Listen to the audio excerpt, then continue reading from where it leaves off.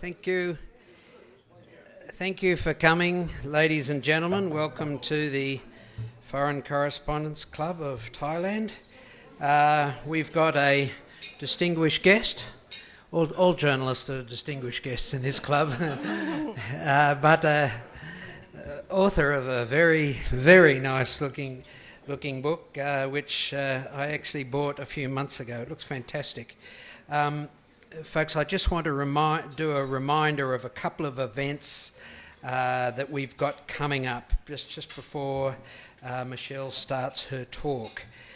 Tomorrow we have another author, Christopher Moore, the well-known Canadian expat author who you might know. He's written many books, drama set in Bangkok or in this region. He will be giving a discussion with James Newman.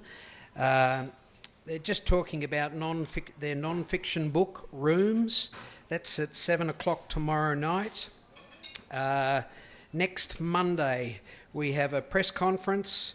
It's got here, calling for the Philip Morris International funded Foundation for a Smoke-Free World to cease and desist using Sitka's Smoke-Free Index. Well, sounds as though that's probably not going to interest any of you, frankly, but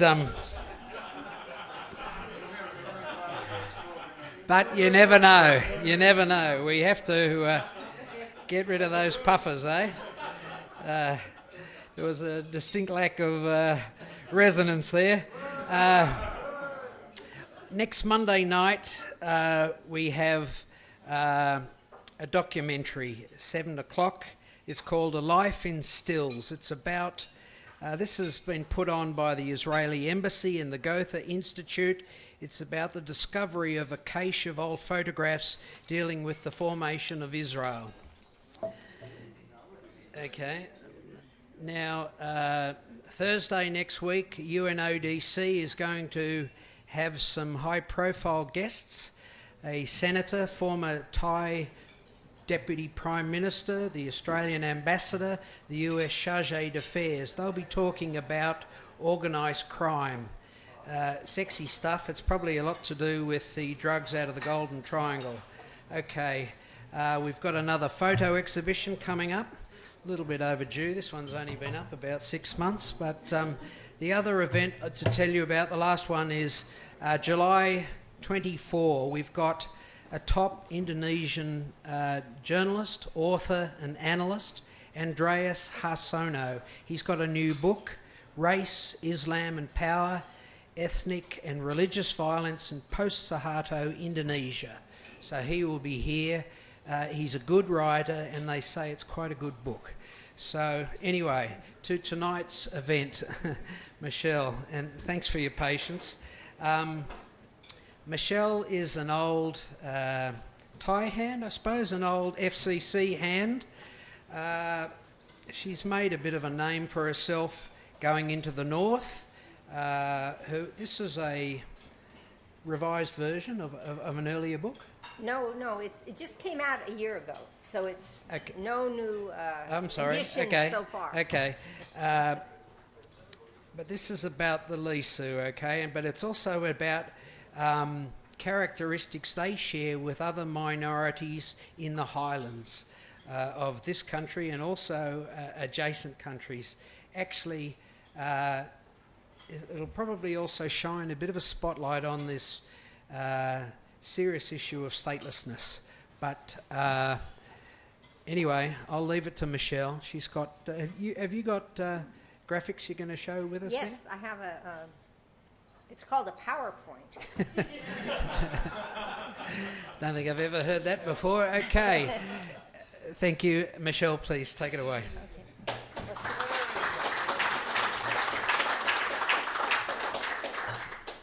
Thank you, everyone. Can you hear me for coming out?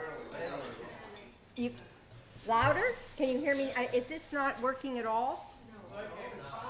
Shall I just use my big voice? Yeah.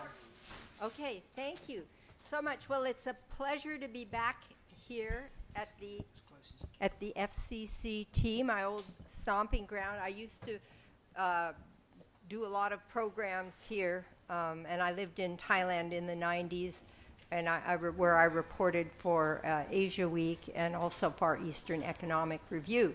So it's just a pleasure to be back here. This project is, this book started actually in the 90s, although I had become familiar with the Lisu even in the 80s when I came here and did a hill tribe trek in the 1980s. So I spoke here about a year ago, and while I'm covering a lot of the same ground, first I have to ask, was anybody here last Valentine's Day? Yes, I was. Oh, Richard was, great. So, thank you. That's a few people were. So I'm going to cover some of the same ground, but I'll have to say that in the year since this has come out, even though in the book there's a lot about the kind of the idea realm of Zomia, which I don't know, are you familiar with that? We're gonna get to that. Let's see.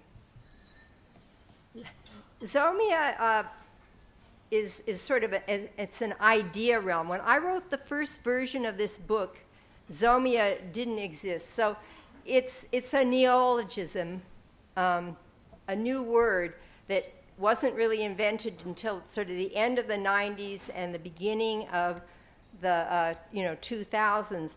And it's a less present-minded way to look at an area. If you try to find a map of Zomia, you won't find it because it doesn't exist.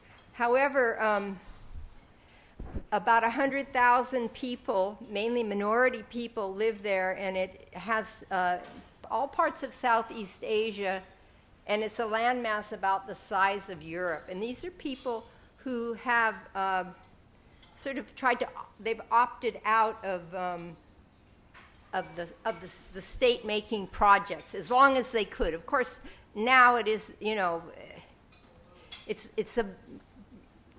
you really can't opt out anymore, but these were among the last holdout peoples. And they were really, the idea was, it was a Dutch historian named Wilhelm van Schendel, and he came up with the term Zomia in 2002. And it just means mountain or mountain people. And James Scott popularized it in many books. He wrote The Art of Not Being Governed, Against the Grain, Seeing Like a State.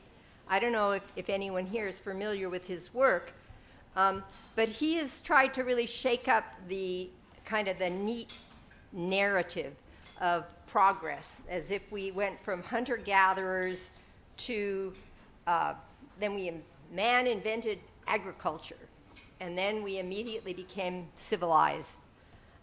And this narrative has been seriously challenged by scholarship especially the past 20 years. And so he has been like a big guru of mine and also a supporter.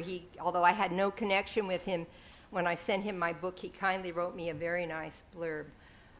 And Zomia is, if you just think about it as a framework to look at human history and the ethnic mosaic of 100,000 people who, by choice, have lived mostly beyond governments. And it reminds us that lines on maps have really had very little meaning throughout history. So the Lisu, which is the group that I really focused on, turned out to be really like the best example for Zomia, because they are a very non-hierarchical people, and they throughout, they've been around. Because they have no written language, their language, they haven't. We don't know as much about them as we'd like to. However, they really embody a lot of the ideas of Zomia, and it's a present-day example. So Zomia here, as I mentioned, and you saw on the map, it's about 7 or 8 countries, depending on how you are counting, and it's just a different framework to look at human history, because it's really hard to get out of the framework that we're used to, which is just that that there were states, and they were kind of advanced, that was the way humanity, was going to go. And then there were barbarians. But in fact, what it meant to be a barbarian is to be outside of the control of the state. And so it really... I think there's a couple of barbarians at this table here. So anyhow, the journey on this book's been a long one. I started in the 1980s. Here, obviously, I was a lot younger in 1997 when I wrote the first version of this book. And it was a Thai publisher. Some of you might be familiar with Teak House Press. They were based up in Chiang Mai. So I wrote, and my brief was to write a popular ethnography. And I wrote one, Jerry Hopkins wrote one. The whole idea was that it wasn't going to be an academic book, but we each took a different minority. And by the time I came on the project late, there was only one minority left, and that was the Lisu, which was like the bigger authors. They grabbed the Hmong or the Karen. Jim Goodman wrote about the Aka. But when I got this chance to write about the Lisu, I thought, and I'll still remember, this is the best assignment I'm ever going to get because they paid me and I got to travel. It was going to be the first time that there was a book on the Lisu that covered all 3 or 4 or 5 countries. The fact, when I started this, 95% of everything that had been written about the Lisu was written about the Thai Lisu, who made up only 5% of the total Lisu population. So for me, this was I thought, well, I got the best tribe, even though I got the last tribe. I got the leavings. So the Lisu, to get to them, I only have a couple slides that aren't pictures. They're defining values, and the reason that make them so good, an example of Zomia, is that they're probably the most egalitarian of all of the hill tribes. They cannot stand to be pushed around. They're very meritocratic. And probably their main value is mido, which means something like repute, and it belongs to the individual. It's not passed on through the family. Even if you're a headman, it doesn't mean that your son is going to be a headman.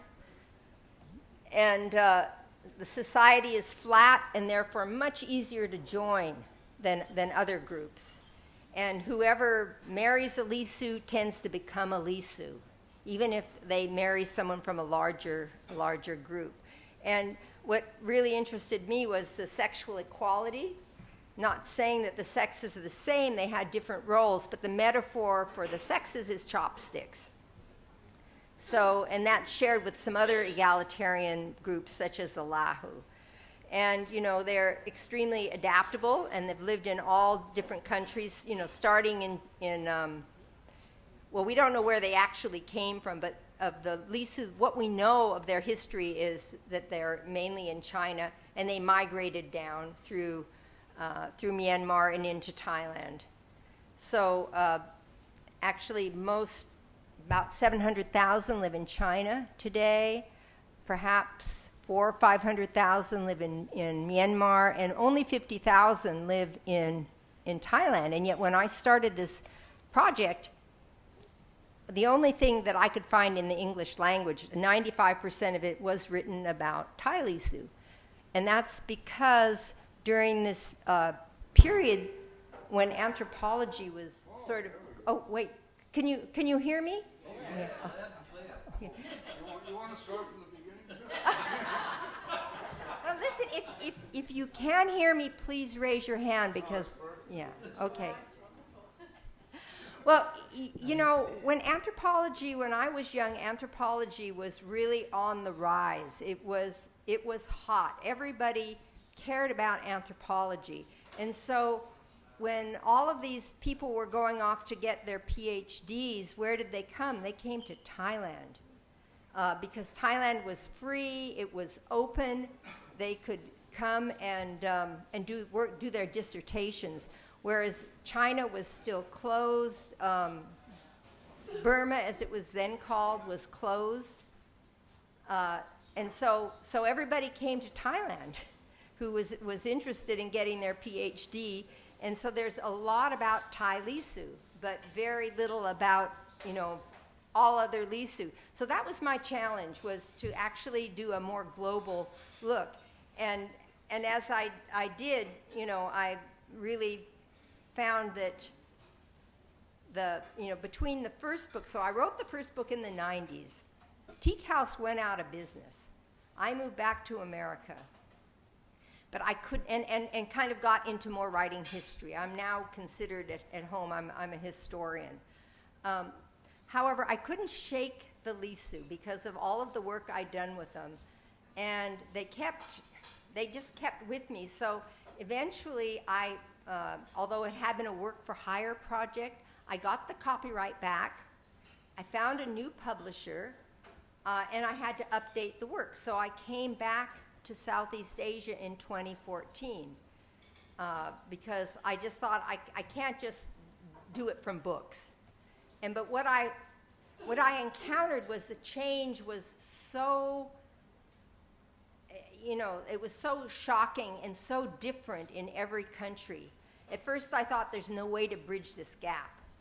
It just seemed impossible, but eventually I figured out a way to organize the material, because even though a lot of that, and during that time, globalization had really taken root, I found that the essential values of the Lisu had been completely internalized. So even though they were not out wearing, their native costumes as they had when I did the first round of research, even though a lot of them had moved down from the highlands and were living much closer to rulers than their ancestors would have advised, that there was still, that they definitely carried with them their culture, and that they had a very strong will to survive. So, these are just the very quick look at their values. They've had to adapt to, so many different national and political economic systems and religions, and that migration is the coping mechanism that they've used to avoid conflict in rulers.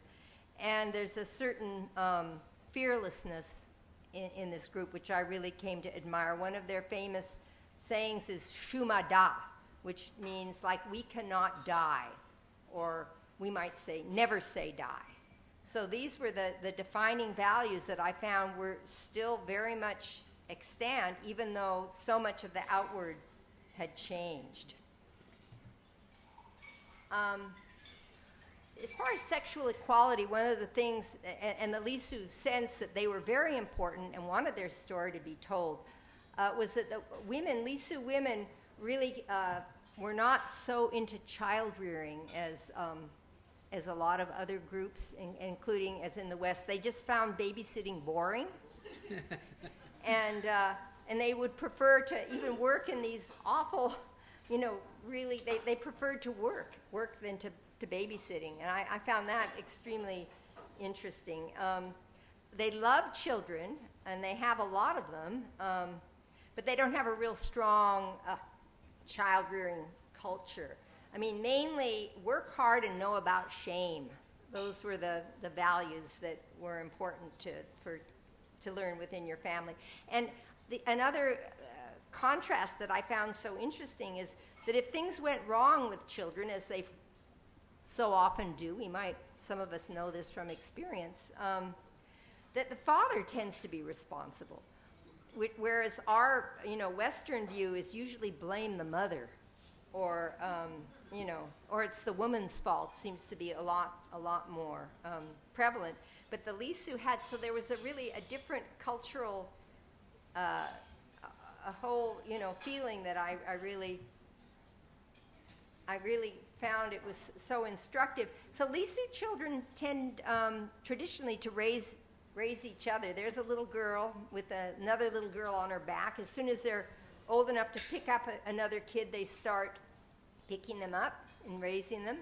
And they're kid gangs that are kind of organized into small, medium, and large. And, the Lisu love their children, and they have a lot of family, like they have a lot of children, especially in Burma, where unlike in Thailand, the birth rate is much lower. But in Burma, it's not uncommon to meet families who've had 10 or a dozen children. And they graduate from one kid gang to the next. I found the Lisu spirituality to be highly localized, and the animism of the Lisu in the Upper Salween was really simple compared to in Thailand, which was at the end of their migration trail. And along the way, many became Christians, and they picked up a lot of local spirits. A lot of, like in China, in one small town, I saw there was a dorje, which is a Tibetan symbol on one of, in their home on the where they would worship. And in Burma, a lot of them became Christians, but they developed their own kind of Christianity, mainly because the missionaries were kicked out of Myanmar in 1965, and Christianity continued to grow there. So it almost became a question of like who's converting whom. A lot of the values of the Lisu of egalitarianism, and whenever you would talk to a Lisu and ask them about Christianity, they would always mention we're all equal before God, including women. So this group was just a perfect lens to look at Zomia, basically. In Thailand, there was the least incentive to become Christian because it's not a Christian nation. This is a Buddhist nation. So here they picked up a lot of Buddhist spirits and land spirits, and a lot of the missionaries who were most successful with them also believed in spirits.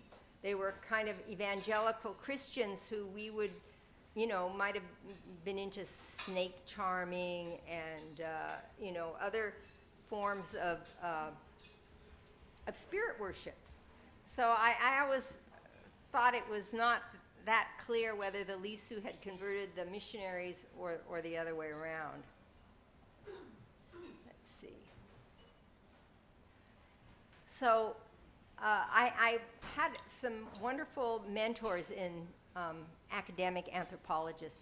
Paul Durenberger came here and lived in a Lisu village in Thailand in the late 60s and early 70s, and he was really wonderful in sharing a lot of his photographs. By the time I came on the scene, you wouldn't find a forge in every village. So, the Lisu have been as subject to globalization and change as all of us. But I just love this picture. Look at this little boy. But for a sign of Lisu manhood, they would all make their own tools, very incredible linguists, and prolific storytellers. These are the marks of Lisu manhood. And I was very proud to find this rice pounder in Thailand in 1998. I was in, probably 20 or 30 Lisu villages. I only found a couple rice pounders. This was a traditional courting spot. Even by the 90s, the Lisu had, in Thailand, had electric ones, or they were able to take their rice to the city to get, or, to a nearby village to get it pounded. But this, in traditional Lisu life, in the afternoons, this was a main courting spot. So as I said, 1.5 million Lisu in the world. Most live in Yunnan, 700,000, and about 500,000 in Myanmar, and only about 50,000 in Thailand, and some in India and Laos. Okay, now this is where I'm going to, kind of take off a little bit from the ethnography. Because this book I wrote it over a period of 20 years, it offered an incredible opportunity to compare three national settings, because where you're born really counts. And I found like between the 90s and 2014 and today, the things had changed completely radically and in each setting in different ways. And so to look at the Lisu in all three countries, it provides a unique window on globalization and on national policy, because the national policies in all of these three countries are completely different. They really couldn't be more unlike each other. China was the biggest surprise. When I was there in the 1990s, to get to Tengchong, which was, it wasn't really a long journey. We went, it was about, 40 or 50 miles, and it took us to get, it took about, 8 or 10 hours. And what was written, on the map as a highway was just a completely, just a rutted, mud-filled, you really couldn't, you wouldn't even pass as a highway. So, but when this is in 2014, by the time we came back, it was all super highways, and the Lisu, along with other hundreds of millions of Chinese, have been lifted out of poverty. And this is something you can read about and you can hear about it, but nothing beats actually seeing it. And Tengchong was a little, a wooden village. By 2014, it was full of gleaming, it was like Oz. There were, and here the Lisu are performing a cultural show for Chinese who are learning to be tourists. They're like the new middle class of Chinese who are, this cultural show took place atop a gem mall, where you went downstairs to get your gems and then upstairs to get your culture and have a little dinner before the bus picked you up. And these Lisu they're doing, making their Lisu moves to kind of sort of Lisu music. But then after dinner, everyone gets up and dances, which is kind of goes along with the Chinese way of like exercising in groups. But they would, during the first part of the show, all they cared about was eating. But as soon as they'd eaten, then it was time for everyone to have fun and to get up and start dancing. So that was pretty interesting. And I met the lead here, who'd come from a village, and then I followed up and visited his father later on. So this is the kind of infrastructure that has totally changed life there, made it completely different. And yet the Chinese Lisu were the only ones who really feel a part of the state-making project. As anyone who's spent time with hill tribes in Thailand, most of them hate the government, and maybe only half, maybe 50% are citizens, even after, villages that have been here for 60, 70 years, that the Thai policy makes it quite difficult in terms of access to citizenship, to owning land, to access to education, to access to health care. In China, it's very different. For this particular minority, if you ask the Tibetans or the Uyghurs, I'm sure, they are not going to be singing the praises of the Chinese government. But in terms of these smaller groups that pose no real threat in Yunnan, where there's so many different minorities, I would say that the policy is quite enlightened compared to either of the other two countries that I studied. For instance, this was up in Yunnan, up in the Upper Salween, where I walked for 2.5 hours straight to visit a village at the top and hold up my telephone, and there's 4 bars. And I can call back to Lisu and tell the driver, hey, I'm going to be late. This is a little bit further. I live in Altadena, California, where the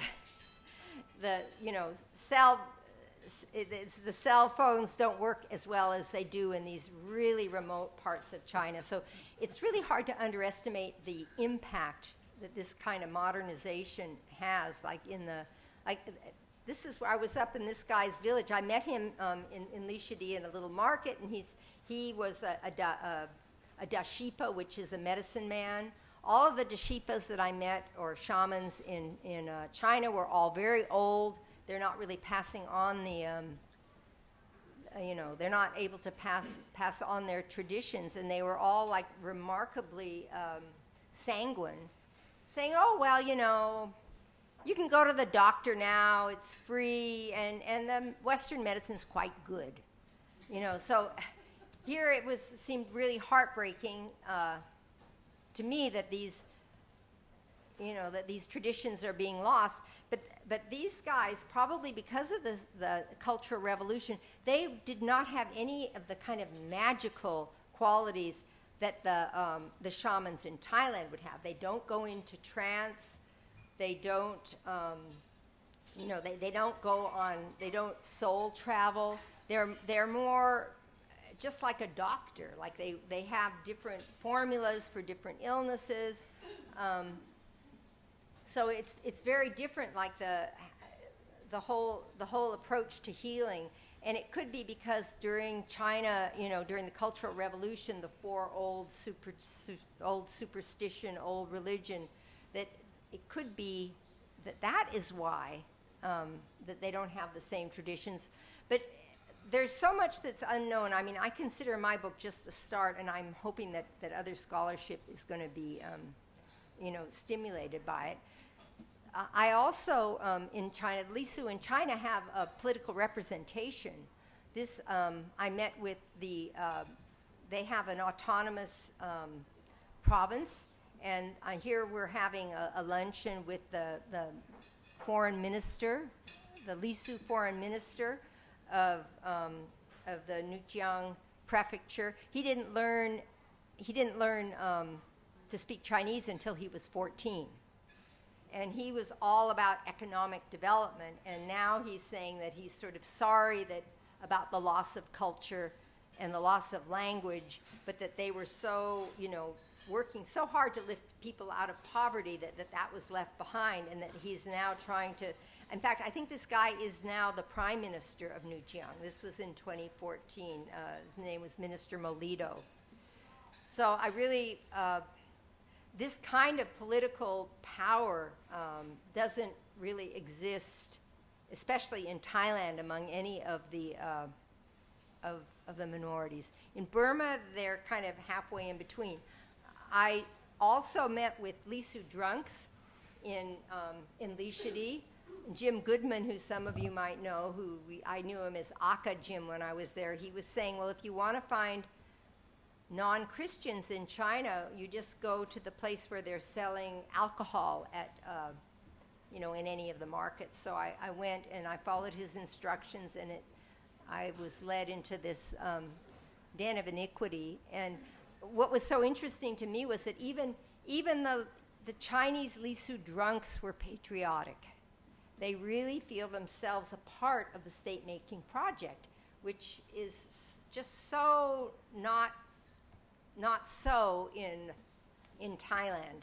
And in Burma, it's, like I say, it's kind of in between. I was in Burma in a very hopeful time in 2014 before the elections and before the NLD took power, and all of, not just the Lisu, all of the minority political parties had such hope for what was going to happen when the NLD finally took power. And now here we are a few years into it, and it's even doubtful whether the NLD is going to keep any of the minority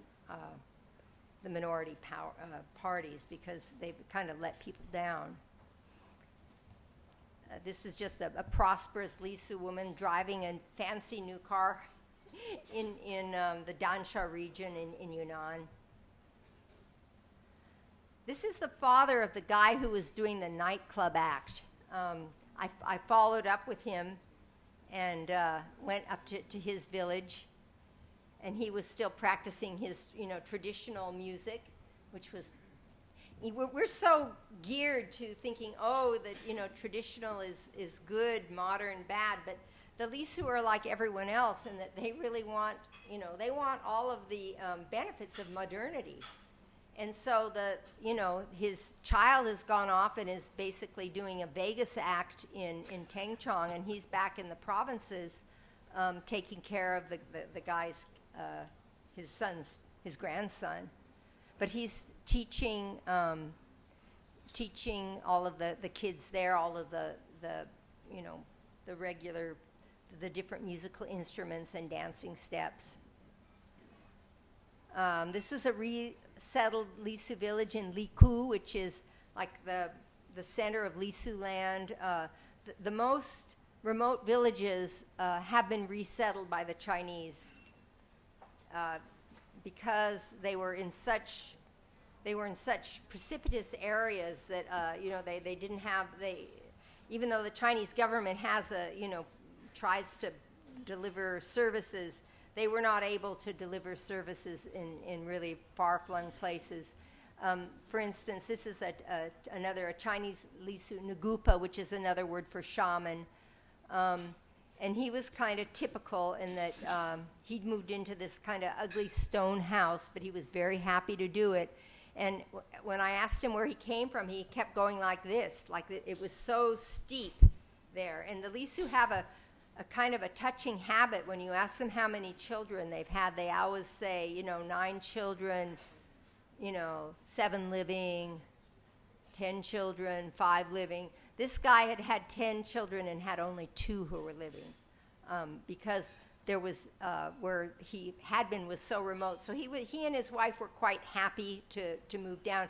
He still followed the traditional ways, but his wife had become a Christian. Christians have made a lot of inroads with Lisu, and most anthropologists will really hate that, and I started out with that bias, but in the end, I began thinking, well, whether there's so many huge dramatic changes that happen with modernization, why is religion treated so differently from other changes? Moving to a market economy, getting education is probably just as dramatic a change. But everywhere where I went, and I did, try to make contact with the shamans and the traditional medicine men. They were all very old, and they were all very keen to share what they knew, but they were all kind of admitted that it was dying out, and that was, it was better just to go to the doctor and get penicillin.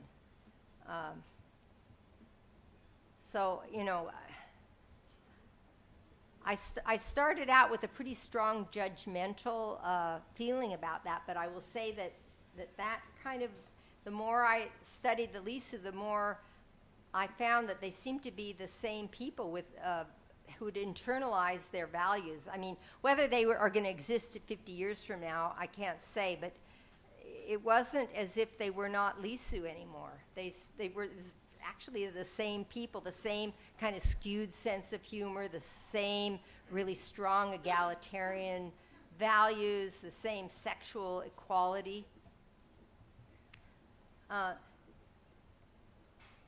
In my first round of research, I held off going to Myanmar. I thought they're not even going to really be Lisu there because they're all Christian. Something like probably 80% of Lisu in Myanmar have been converted.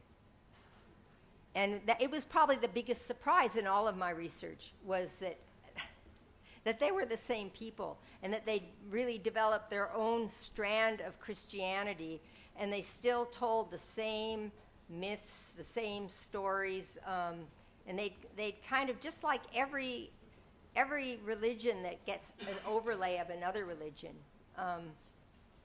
that it's, it's still a lot of the values of the people are internalized. I want to point out that that's a mountain up there. This was inside of Tibet, up in Putao Valley, and going there was really important for my research because it's been completely isolated, and And here, the Christian missionaries were kicked out in 1965. And yet the Christianity continues to grow there, and they have their own colleges and so forth. But it probably doesn't bear that much resemblance to Christianity, anywhere else. So it's a place of many rivers, very remote. We went in the rainy season. It seems to always be the rainy season when I do my field work. And we were crossing this, you can't really see, but it's 20 feet down there. I was crossed so many of these bridges, and it was great to have one image, just to show sort of that I'd done it. What distinguishes Myanmar is that they have, even though they are Christian, they have the strongest Lisu unity movement there. And every Lisu enclave has a cultural committee. They have budget. They have a community center. And Myanmar is the only place where Lisu learn their language in the state school, as well as in after-school programs. So like in Thailand, if you're going to become educated and you're a Lisu, basically you have to give up your village. I have several Lisu friends who are educated. They were sent away from the village when they were 9 or 10, and they would come back for 1 week a year. But you don't have to make that sacrifice and that choice, nor in China. In remote areas, the Chinese have set up boarding schools close to where the kids live, so they go to boarding school during the week and they come home at weekends. So they are able to, they don't have to make the choice between becoming educated and their culture. And this unity movement has spread. I came to Thailand last year. There was a huge Lisu hoedown, and there were people from Myanmar, Thailand, China, Laos, and India. So, and they were all meeting here, and the main issue being discussed was the loss of language. And there's a huge push, because if they lose their language, that's probably the beginning of the end. And a lot of them can speak Lisu, but they can't read and write. The Lisu language, and the reason that there hasn't been that much literacy, except for among Christians, is the Christians developed an alphabet about 100 years ago called Fraser's script. And there was pushback from animists and communists and atheists. They didn't really want to learn this language. However, since the late 90s, it has been adapted by all countries, led by China, as the official Lisu script. And in Myanmar, there's really high literacy in their own language. That's the only place. Of course, Chinese have really Chinese consumer goods, like even up in Putao Valley, you be in a village that is not electrified at all, but they all have solar panels, and so they can wire up one little computer, a light bulb. And this is like since around 2000, this has really changed life for them. It's kind of eerie because the Christians were kicked out. I went to this. This is where the Morse family of missionaries had their main area. They were like 4 generations of Lisu speakers who worked among the Lisu in China, Myanmar, and finally Thailand. And they had like a small empire. It's hard to really see the scale of this, but 1,000 people could fit into this church. And when they were kicked out in 1965, they just abandoned it, and the land was confiscated, and it's just sitting there, and you go in and cows are grazing in these got to be some of the first mega churches. However, the Lisu Christian tradition has, I went to a Christian college there. They were very excited, and this was in 2014, and no Westerner had ever been there before. And in terms of political representation in Burma, This is the first Lisu senator, Senator Jeawu.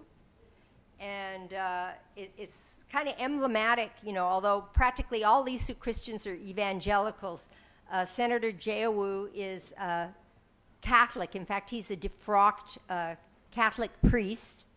And he impregnated his Jingpo girlfriend and was kicked out of the church. But he remained true to his religion and kept coming to church, like first with 1 kid, 2 kids, they're now up to 5. And he kept petitioning the Pope to try to let him back into the church, because even though, he was saying, I didn't want to be a sneaky priest like some, who would father children and not marry the mother. And he was very in love with his Jingpo wife. And finally, after maybe writing, more than 100 letters to the Pope, Pope Benedict, 2 or 3 days before he resigned his post, he sent Jeawu a letter that he could be reinstated back into the church. Now, there are now 2 more Lisu senators. So the Lisu are gaining political representation, and when I was there in 2014, there was so much hope. But now a lot of the ethnic parties are really, really disappointed. And Jeawu has been given the impossible task. Auntie Sue, as he calls her, has asked him to try to speak up and explain the Myanmar policy toward the Rohingya, and how that they really are trying to do right by the Rohingya. And I was saying, Jeawu, why did you take this up? This is a fool's errand. You're never going to succeed. But he felt like that he wanted to try. So the first urban Lisu I ever met were also in Myanmar. They are really involved in the gem trade. This was at there was a lot of rubies for sale here, and they're now really involved. There's an amber rush. And here's just some Lisu Christians in the Michele area who I visited. They're probably the poorest group. But again, what I did find that carried through in all 3 countries was, like, this Lisu woman is so emblematic of the strength. Doesn't she look strong? And also the fact that this culture they're just such a migrating culture. Their homes don't have they don't have a homey feeling. You always feel they're just on the way to somewhere else. You see the table is up against the wall. It's the same with they roll up their beds. They're always ready to move, even though they have settled down now. This sense of migration to avoid conflict, or because over, another horizon is going to be better, is just so strong there. And I insisted, although the cultural committee, of course, was all men, the women are the ones who really are very straightforward. And I would meet with the women wherever I went. And I learned some things that had not, like everything that you read, the Chinese, the Christians in Myanmar no longer have bride price. They don't do it. But I met with this group of women, and every single one of them could say exactly how much bride price they had fetched. Whereas the men try, and Christians in general try to say, we don't do that anymore. In fact, they do. And I thought that up in Kachin State, they had the most beautiful architecture as well. And then moving on finally to Thailand, at the end of the trail, of the migration trail, that is where things, Doi Chang is now completely wired. Any place in this town, you have built-in Wi-Fi. And they've shifted from coffee, from opium to coffee. This was a little coffee house up there, Doi Chang Coffee House. When I was here in the 1990s, I tried to go from Doi Lan to Doi Chang, which is, about 4 miles, and I gave up. I had to wait because the road was impassable. But now, like in the rainy season, it took 15 minutes. So all of the infrastructure in Thailand and a lot, Lisu who are really entrepreneurial have been able to benefit greatly.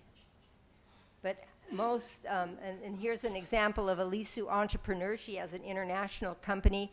I met her mother in a village, and she said, "Oh, you should talk to my daughter.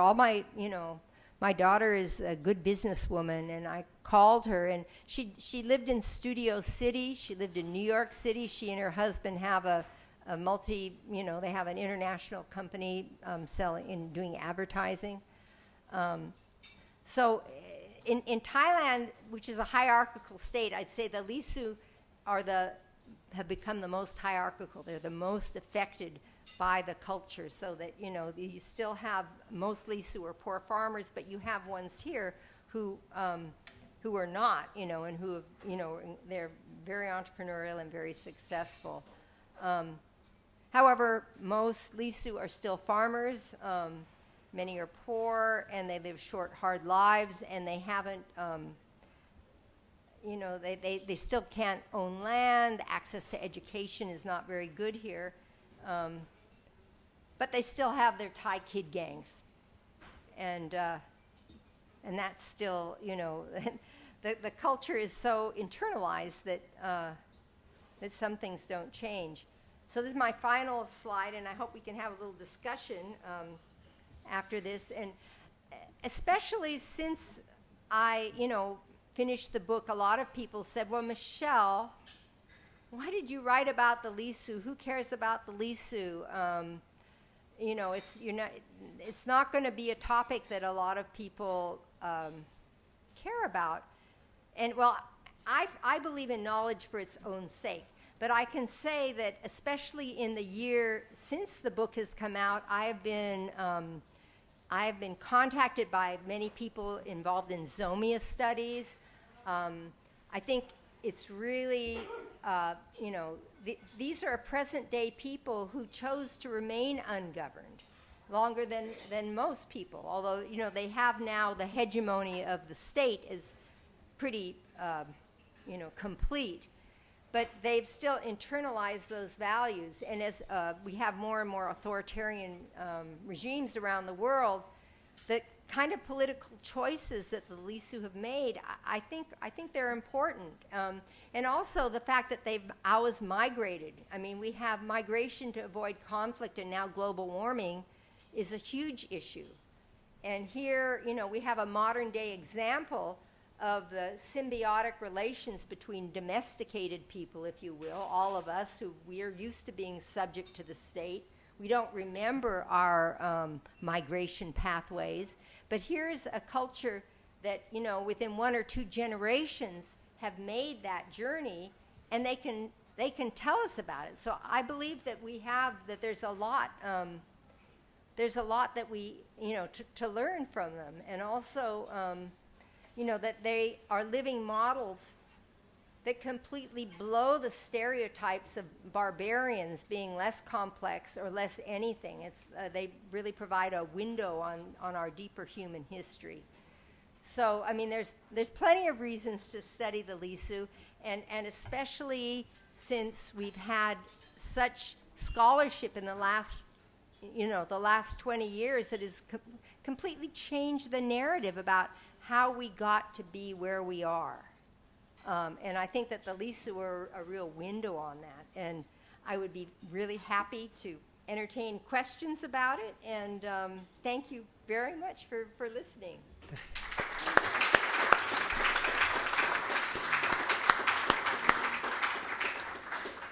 Thank you very much, Michele. Wonderful stuff. Folks, we've got a microphone there. If you want to ask a question, just tell us who you are and what you do. But I might just start off the questions, if I may. It seems a little bit ironic or strange that with so many people coming here to do PhDs, as you said, to study the Lisu, that there wasn't better understanding of their problems of the highland people. We now have a situation where there's close to I don't know what it is, 500,000 hill tribe people in the north of Thailand who are not registered. They cannot legally move outside their province.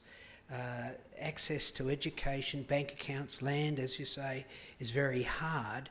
Are you a bit surprised that, when you contrast with what's going on in the other countries, particularly countries that appear to be more backward in some ways than Thailand, as someone in Bangkok might say, are you a bit surprised it's turned out this way, that people haven't actually stood up and said, listen, they should have rights to and be taken care of in a better way? I mean, you think about it, King Bhumibol's mother was regarded as what they call a Mare Faluang, mother from the sky. She cared about them greatly, but there's been a gap there. It hasn't translated into good outcomes. Well, all states are not created equal, and where you're born really matters. Even if you belong to, like, this is looking at one group in 3 national settings was a real eye-opener for me. Thailand has always had a policy of kind of marketing their hill tribe people. You see beautiful Lisu and Aqua women on all of the tourist brochures, but they, like I say, probably only half of them are citizens. And, because of the, you want to call it, entrepreneurial spirit of Thailand, where everything's for sale, including land. So a lot of land where Lisu were farming, was sold off to logging interests, sold off to other interests. It's kind of, the land of the free, the land of whoever has the most money can prevail in business. Whereas obviously China has a different model. They're communists and they have this sort of egalitarian but also very authoritarian regime. Mao always realized that the Lisu, who were right on the very periphery, like that they were necessary for security. He wanted them to become good Chinese so that they wouldn't be subject to having all of the civil wars, for instance, that they've had in Myanmar. Myanmar is like the worst case in a way, although they made a lot of strides, I have to say, whereas there were 50 civil wars going on with 50 different armed ethnic groups there. They didn't ever have because the Burmans have the situation where more than 40% of their people are like this ethnic mosaic, and they really want the Burmans to be in charge. It's always a fight over resources, like in Thailand, who's going to have the resources. So in Burma, instead of having like one plan to, share resources, they always had, 50 different wars with 50 different insurgent groups, and it's always about the same thing, resources. In the Wa state, the Was cut a deal early with the central government, like almost 30 years ago, in which they just promised, hey, we'll keep the communists out and you leave the rest to us. And, there's some sort of tribute going back and forth. So every country has such a different culture and a different place that they're coming from.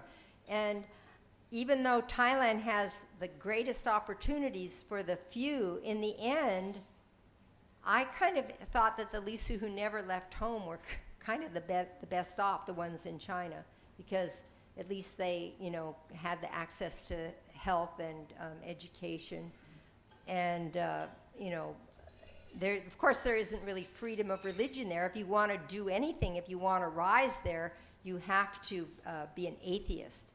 So a lot of Lisu became atheists. They're very practical people. Okay. It just struck me that another factor that may be involved is actually the Golden Triangle. A lot of hill tribes have ended up being sucked into that illegal economy, which the Thai state is essentially trying to annihilate once it gets anywhere near their border. So do you think that is a factor also in terms of the security outlook that, people well, like... it definitely was. And in fact, Bangkok was the center of the drug trade, like in the 60s. Most of the opium, there was so much money that poured in for opium eradication programs, but a lot of the drug trade, I mean, the drug trade is as strong as ever. It's kind of shifted to amphetamines, and a lot of Lisu have been caught up with that, and a lot of them have been, usually they're at the very lower end, like drug mules. But Lisu being entrepreneurial, they always like to be the boss. They don't like to be the worker. They would, for instance, in the days of opium cultivation, when that was really strong, they would often hire Lahu and Aka addicts and just pay them with opium. But so they've kind of moved up the value added scale a little bit. But yeah, they are not really the ones who are controlling the international drug trade. Okay. Another thing we see that there's a war on drug addicts in the Philippines now, but Thaksin mounted a similar war on drugs, as you call it, in 2003. Did you hear tales from Hill Tribe people or Lisu people in Thailand that they lost family members, or they know of many killings during that time? Well, actually, yes, I did. And the Lisu, because like a story that's in my book, the book is full of stories and examples. I tried to let the Lisu speak for themselves. Addiction had never been such a big problem because the Lisu were great growers of opium, but they didn't believe in becoming addicts. They thought that was a sign of weakness. And so they tended to hire addicts, but they weren't big smokers. But with the growth of the drug trade, of course, the Lisu were not unaffected. And it came in one village, actually up in Doi Lan, where there were about, 10 addicts living in the village, and there started to be some thieving, and all of a sudden, like overnight, 5 of the addicts were murdered, and the rest of the addicts left.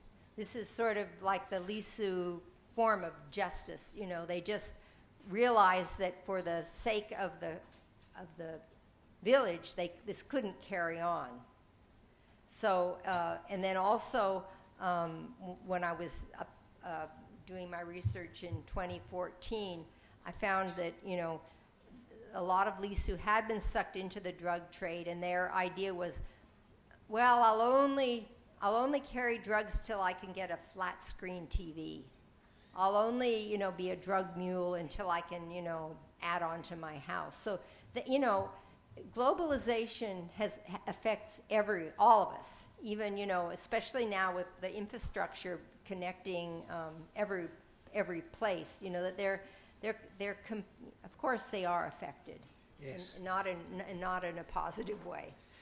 What should Thailand do to fix that statelessness problem? Have you ever talked about that, thought about that? I mean, just simplify their process.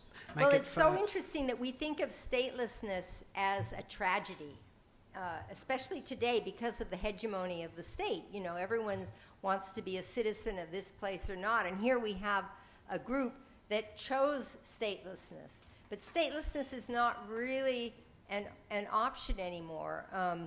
It's above my pay grade to say what Thailand should do, but, except for they need to reform their policies and accept that people who've lived here for several generations, they should have citizenship, the same rights as everyone else.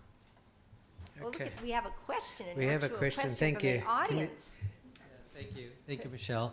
Mohan Chabra, I'm actually a guest of Michelle's. We are neighbors in Altadena, California. We actually flew in last night for this, and we're flying out tonight, but no, not really. She didn't pay for your fares, did she? No, she didn't, but she's going to give us some great drinks when we get back. Very good. So the question I have is, you really represented that it looks like in Myanmar and China, they're getting a lot of say in the political process, and obviously here not so much, which in some ways seems to be that they want to be not part of this, that they want to be away from the ruler. Are they migrating? And you talked about their desire to migrate. Are they wanting to leave Thailand and go to Myanmar, go to China, and be part of those tribes to be more part of that? Well, you know, that's a really good question, and I found no evidence of Thai Lisu migrating back, you know, to China. Although you think they might. There is now, we have the Lisu zone on the internet, and there's a unity movement. So Lisu are beginning to communicate across boundaries a lot more, and I would think that when they start to realize that in the other states, the other nations, they have more political power, that might start, you know, to filter down here. You know, every state is unique, and Thailand, it just seems that it is so kind of laissez-faire. Capitalism is really what rules here. They don't have there's no ideology here. It's more you know, practical. So and the Thais who make it, and I do know several you know, Lisu Thais, you know, who are doing quite well.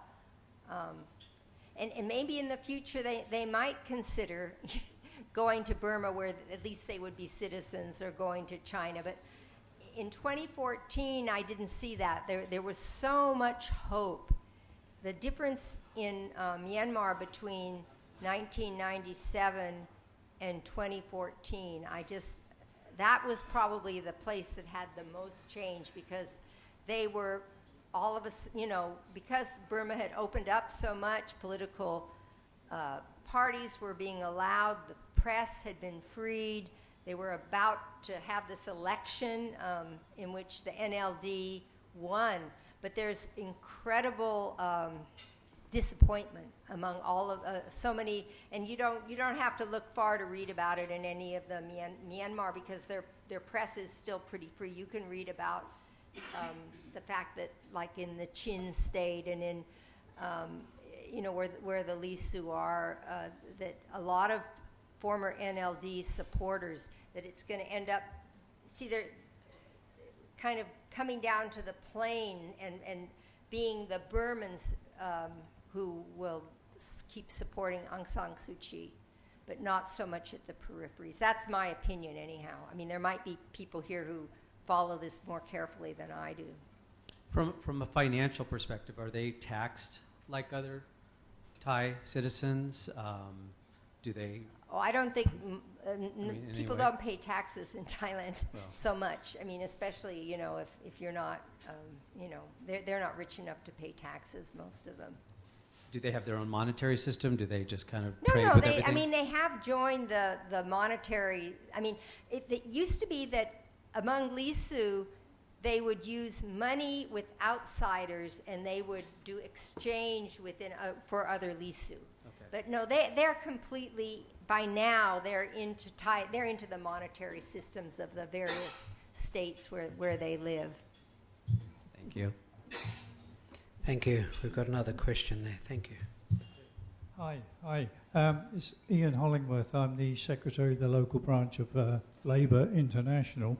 I wonder if you could expand, Michele, on something you said earlier about the Thai Lisu. I think you said that in the villages, the children at the age of 10 or 11, if they want to study or maintain the Lisu culture, they're sent away and only come back to the village for maybe 1 month a year, something like this. Can you expand, where do they go and what happens to them? Okay, most Lisu go to pretty crummy schools up in the areas where they live. If there are some Lisu, though, who show academic promise, can, you know, get a scholarship to go to a better school. But when that happens, in my experience and among the people I've talked to, they are sent away. There are several schools that kind of cater to minorities, but they will go and they'll be sent away for 10 years, and they only get to come back 1 week a year. And so, at least this was true when I last looked into it in 2014. So that most Lisu who become educated here end up losing their connection with their villages, which is not so much the case in China or Myanmar. But most Lisu do not become very educated here. I mean, there might be 100 Lisu with advanced degrees in Thailand, maybe. Yes? There's another question. Hi, I'm Danny Brown, I'm a teacher here. You mentioned about kid gangs, and I don't really understand what is that, and you also mentioned that About which? I'm sorry. a kid gang, Kid gangs. that they can graduate from one kid gang to another kid gang. What does that mean? Well, I'm just saying that the Lisu don't have, their social organization is very different from ours. And that they don't have so much, I mean, they have a nuclear family, but the main grouping is an economic grouping of maybe 4 or 5 families that cooperate. They cooperate economically, they work their fields together, and the kids are kind of, I mean, they're not left to raise themselves, but compare our kind of helicopter style of parenting and the way we have a strong nuclear family where, everything happens in the family. It's just not really like that with them. So that kids just rove around, together, and they kind of learn a lot more from their contemporaries. And when they're little, they have like a small kid gang where like the kids, as soon as they're old enough they can walk, they join, or when they're 3 or 4, you'll just see little bands of kids playing and teaching each other. And then when they get older, and the boys and the girls separate at a certain age, and they live with their families and they work with their families, but they don't, there isn't this whole idea. I mean, it's even kind of new for us, parenting. I mean, that didn't even used to be a word when I was a kid, but it's very much not the case with Lisu. Work hard and know about shame. Those are the real Lisu values, and the father is considered pretty responsible for making sure to inculcate that. Okay. And one more question about just the people in Zomia. Do you find that the Hill tribe people, do they share common characteristics, or are they really different from each other, different tribes? Oh, well, they're really different from each other, but what they have in common is that over time and in deep history, I mean, the whole idea of the nation state is fairly recent. I mean, as recently as 1800, probably 75% of all people were not subject to the state. But states are the ones who've controlled the narrative all along, and they always like to project absolute power. So Zomia is not a real place, but it's just it represents sort of like an idea realm, is that people who didn't really want to take part in the state-making project, when states, especially early states, and then the main idea behind statehood was appropriation. And this is that, that a state would form and they would get all these people to be growing grain, and they could then, grain was very taxable, like we could, 3 for you, 1 for me. And then that allowed humanity to develop like a class of people who didn't work. They would be the priests and the administrators and the record keepers. I mean, this is just a very, very old story. But throughout history, a lot of people chose to opt out of that system. And in fact, most of the early states, at least half of the people were slaves, or there was a lot of unfree labor going on. So people like the Lisu, they're kind of like, I call them one of the last holdout people, but these are people who didn't want to be taxed.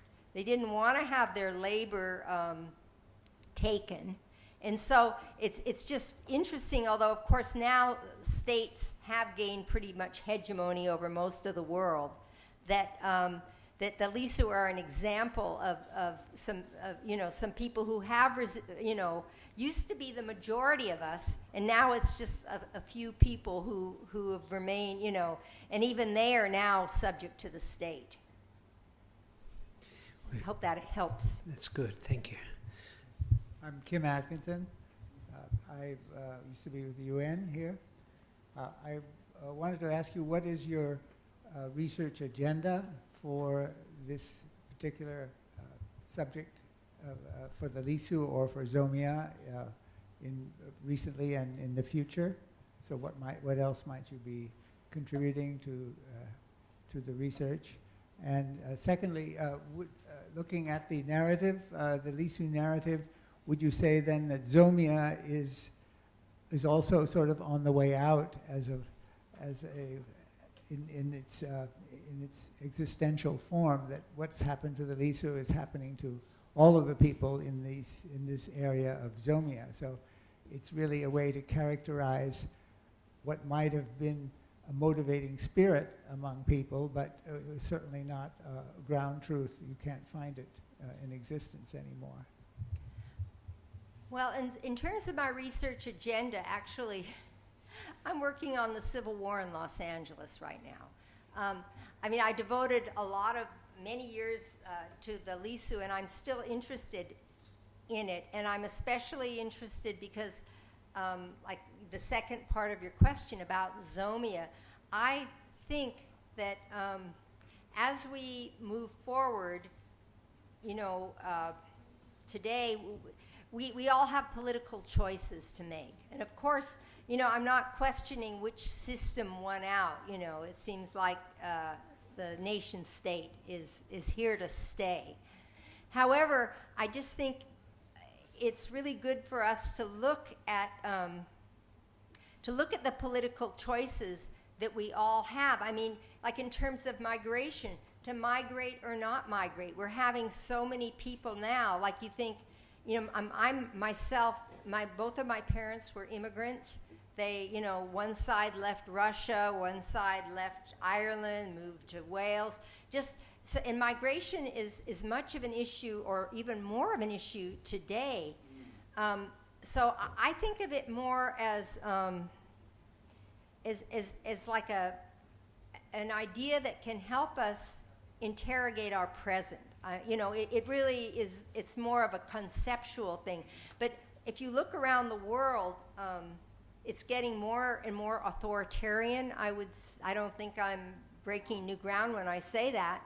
And it's just, history has a lot of lessons to teach us, and to look back at, like how nation states, they write their own heroic narratives, but all states aren't created equal. And so since we live in states, it seems like it would behoove all of us to look at the states that we live in, and to, especially if we're lucky enough to live in democratic states where we get to vote, that we need to look back and, consider the deeper past and what it has to teach us moving forward. Because this, the Singapore model or the Chinese model, whatever you want to call it, or the fact that only maybe 40% of people in the United States even bother to vote. It just, so much of it is taken for granted, and you can see what happens when we take our democratic institutions for granted. And so I just think of it as kind of a wake-up call that we should, more of a consciousness raising. It's, obviously Zomia was never a place, it never will be a place, but it's a way of looking at history. We've got another one there. Thank you. Thank you. Hi, Tom Holliday. I'm a lecturer at Srinagarindra University. Is it possible to describe super village level forms of social or political organization among the Lisu peoples in the different states? So would you say that there's higher degrees of cooperation or coordination among the village level populations in China or in Myanmar compared to Thailand? And do you think that's, if that is such a thing, is that a reflection of the state activities going on in those regions? Well, yeah, I think that villages always end up being reflected in the states. In Thailand, when I first started studying the Lisu, there were a couple of missionaries, Elaine and Peter, forgotten what their last name was. Anyhow, they tried to characterize the 6 main groups. And the Lisu they called the anarchists of the highlands because of their very egalitarian form. So that egalitarianism runs through wherever they are. In traditionally, the economic grouping would be 4 or 5 families that kind of work together. Maybe they work their fields together. They would migrate together. Since Lisu, and there's still some migration, but the land, there isn't any place to migrate to anymore. So it seems like they've internalized a lot of these values. And I met, I was in a village in 2014 in Myanmar, in Putao Valley, where they said, oh yeah, 2 years ago, 40% of our village left because, there's some new land was opened up, and it was like there was an opportunity. The Lisu always, a strong value is that they, they'll seize the opportunity. We are not afraid to go to any land. We will enter another man's country. Shuma da, never say die. So but they're a lot more constrained now. And especially the land pressure in Thailand, I'd say, is probably greater here than in the other two countries. So in Thailand, there really is no place to go because of logging and business. Even the lowlanders are being pushed up into land that formerly they didn't want, but now that's all they can get. So the cooperation and in China, there isn't that much mobility anymore. So, but they still they're individualistic, but they cooperate, and they developed a system, to have sort of how can I say it, like a valve to let go of, like they will allow us to talk about things for hours or days, to work out a problem, because they don't believe in just majority rules, because they're much more consensus-oriented people, I would say. But they don't have that release valve of migration anymore. So one Lisu scholar I talked to said, well, in a way it's good. They used to just get pissed off and leave.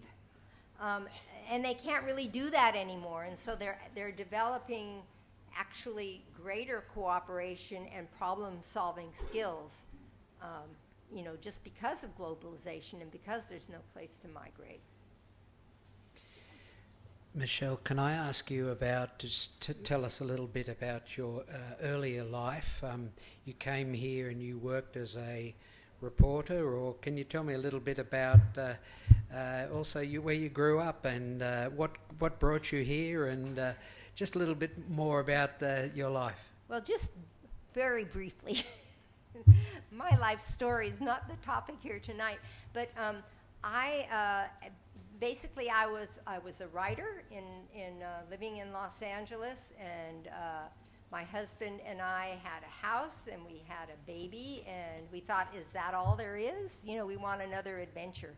So he had the opportunity to move here. He designed resorts, and I came here, and I first worked for the Thai government. I was as a consultant, and I wrote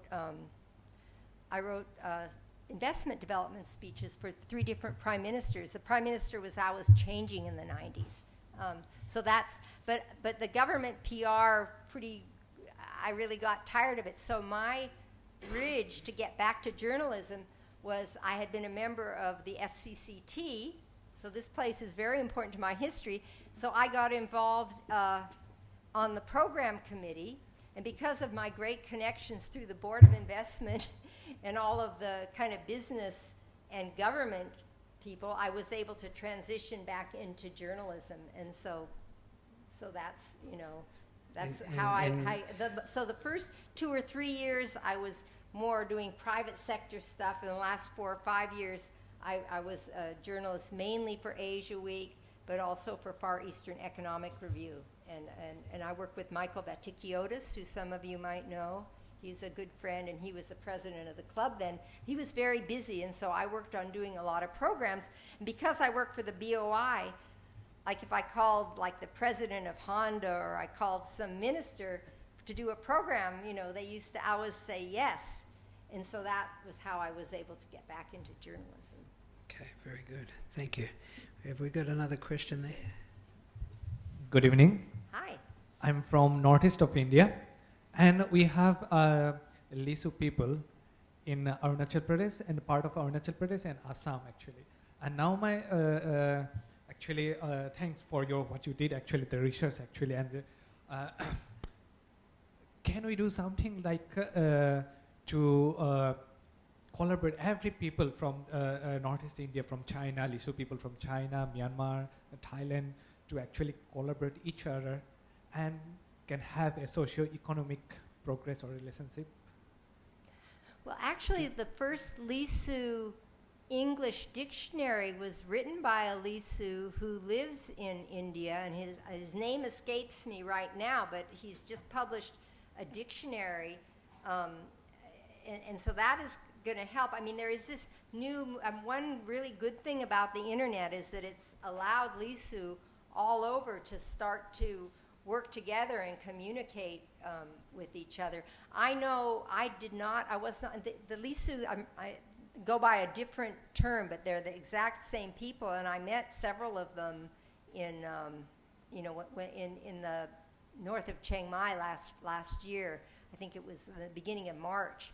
So, the internet, is like the new boogeyman because all they want is all of our data. But it has really helped raise consciousness among all these. And when I spoke to Lisu groups as well, and they had very good questions. Like it was kind of poignant when I was speaking to a group in Mogok. A woman stood up and said, "Where do we come from?" Which was like, I couldn't really answer that question. I could say what we know, but in fact, where the Lisu come from is still, I can say there's about 4 main theories. Some say they come from Tibet, but the Lisu are now able to start studying themselves, and I'm trying to get some foundation to help translate the book, because they're just starting from, a lot of them, not knowing anything about their own culture. They know about it just within their villages, but they don't know about the Lisu in other countries. So what part of eastern India are you talking about? Northeast of Arunachal Pradesh and Assam. Okay. Assam, right. Yeah. Okay. And the place you pointed out, the Puthao, I think it's near to Arunachal Pradesh and Nagaland. Okay. Yeah. Okay. There was a little part of Puthao there was a little area that was disputed land, and when the Morses were kicked out of, all of the missionaries were kicked out of Myanmar, they fled into a little part of Assam, a little finger that was not, it was in dispute, and they started a whole 20 villages, and they created starting from scratch. And there's a book called a Lisu Exodus that was written by one of the Morses. But then what happened, and they literally started from scratch, and they created electricity, and they started to be quite prosperous. But then that land was adjudicated that it belonged to Burma, and then the Morses then were finally kicked out. That was a little 7-year period. So that that part, it was India. It could have been Burma, and then it became Burma. Thank you very much. Very good. Thank you. Do you want to ask a question? I think we're probably, Excuse me, I've had too many beers. If I may first clarify, the part of Assam you're referring to, it wasn't Assam, it was Arunachal. oh, you're right, Aruda. Namdafa You're National right. Park, You're correct. Changlang district. Changlang means behind the elephant, because the major community in that part of Arunachal is Thai Khamti. The fact is, when I saw your presentation titled Zomia, I got quite intrigued, because similar to him, I belong to Assam. Okay, when you're from the northeast of India, a nation state is a concept you don't really believe in. So I wear two hats here. I work for IUCN, International Union for Conservation of Nature, which is again a field which doesn't believe in boundaries. And secondly, I'm a trustee of something called the Trans-Patkai Trust. Patkai is the mountain near Putao, which separates Nagaland from Myanmar. So there was a colleague at the back who asked, is Zomia out? Zomia is actually in. And you can see that by the integration of Yunnan culturally and economically into Southeast Asia. And the same is being realized in terms of Northeast India. Because if you stick to these nation-state boundaries, you can never have peace. So we might be politically Indian, but culturally and economically, and the Zomia term comes from the Zoo people. And we have friends who are Zoo people in both Myanmar and in Mizoram. Mizo actually comes from the term Zo. I think very few anthropologists, except for what was his name? James Scott. James Scott, and this German philosopher who studied, anthropologist who went to the Apatani Valley, have actually been to Northeast India and tried understanding the groups. And I have an interest in also things like looking at where people come from.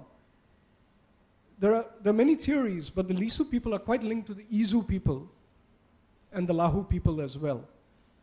So I'm very interested in actually getting a copy of your book, but I was expecting Lisu to be more like a representation of Zomia.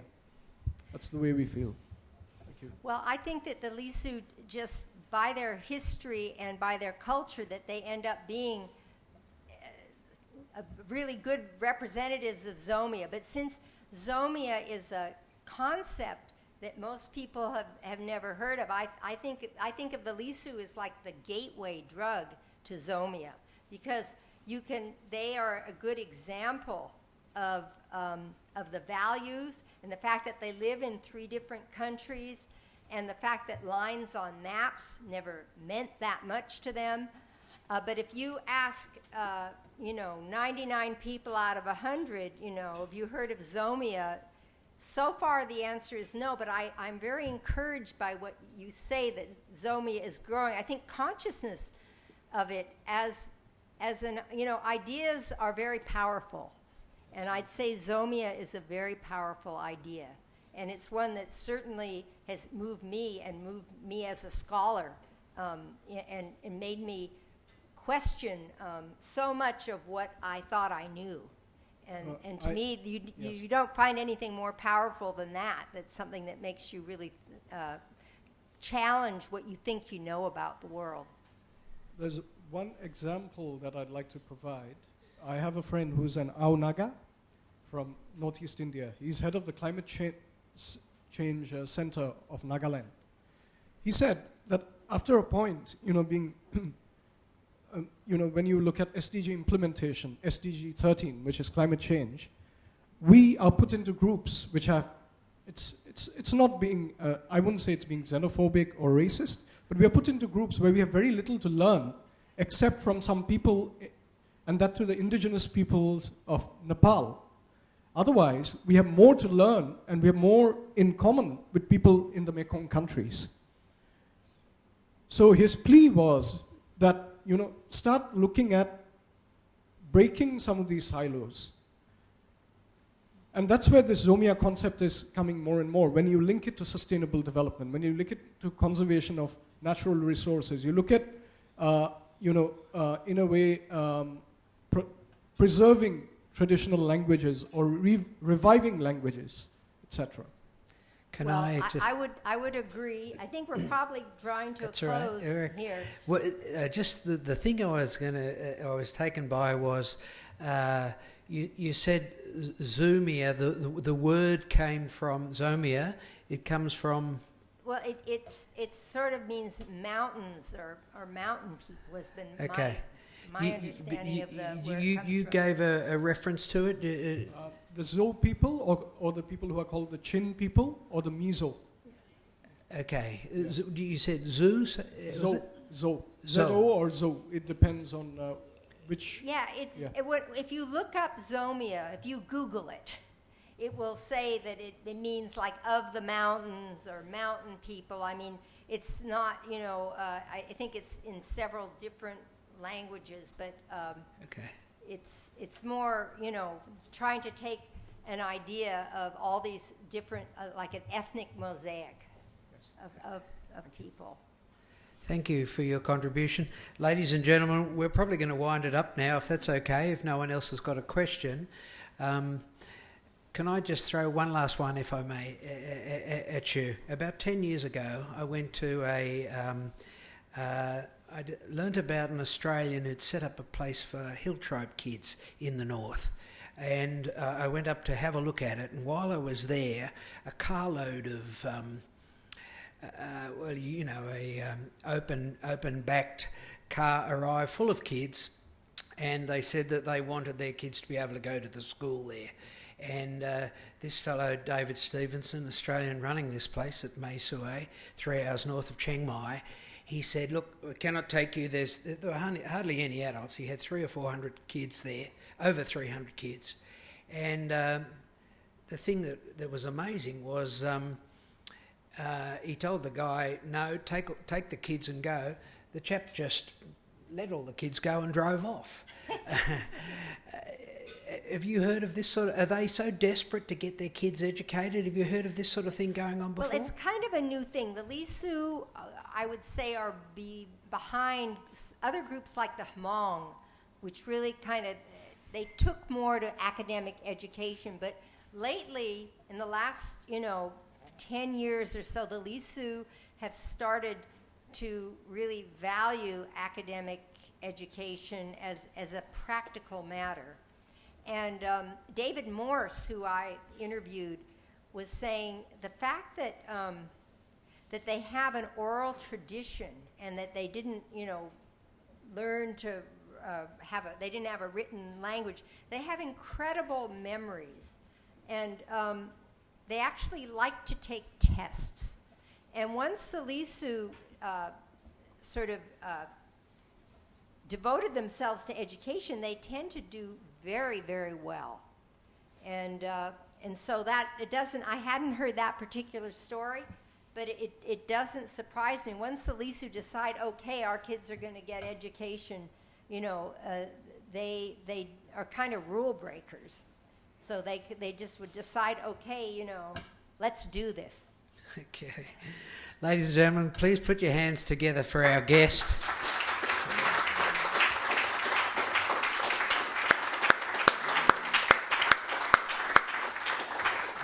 Just a reminder, the copies of the book are up there, 900 baht, I think. And I think Michelle would probably love to sign it. I'm going to get her to sign mine. Please come back to the club. Lovely to have you, and all the very best. Thank you so much. And I have to say, the book is really interesting. It's full of stories. You'd like it. One of my photos